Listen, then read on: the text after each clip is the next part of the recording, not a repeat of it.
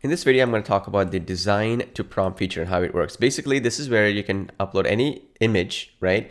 Or whether by uploading it, adding a URL, or selecting personal design, and basically get the exact prompts for that image so that you can regenerate it and redesign that image with similar likelihood, right? So let me show you. So let's say we have that, let's say this a cereal image, right? So we have the cereal bowl with milk flowing in. So let's do that, click generate prompt. And then basically what it's really doing is it's finding out like how to regenerate the image using Artistly again, right? All you have to really do is just see this right here. It generated this a bowl of cereal with blueberries and so on. Let's copy this thing, go back to AI image designer, right? Remember that? And then we can redesign this image again by entering the prompt here, selecting photorealistic here, and then click generate. Okay, so it's going to start generating the image, and then it's gonna basically do the aspect of actually recreating that entire thing. There we go. Now, there's one caveat to this, okay? So just understand this. Because there is the Transformers model, which is what is powering this technology behind the scenes, right? The prompt, even if you use this exact prompt, the image that will be generated will be different every single time slightly, okay?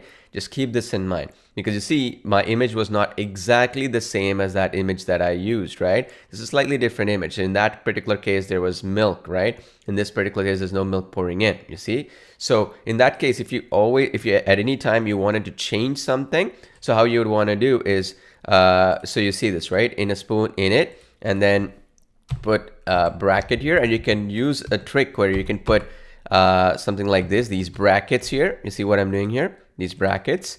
So if you put two brackets or whatever, it shows like this needs to be in the image. Okay, so in other words, how you would do it is, let's say for example, I want milk, right, to show up. So then you would want to use brackets around it like so, and that way it'll ensure that the milk goes showing. Okay, so that's basically the idea. So let me do that again, and then let's redesign this. So then that way it will force the next time around for that milk to show up. Okay, so just a quick caveat. Yes, the prompt is going to be similar to the image, even if it's exactly the same prompt. It's still going to be a slightly different image every single time, because that's how the system works. Where every time you enter something, it's going to generate a different result. So just keep this in mind. If you want to tweak some things a little bit, you can do that.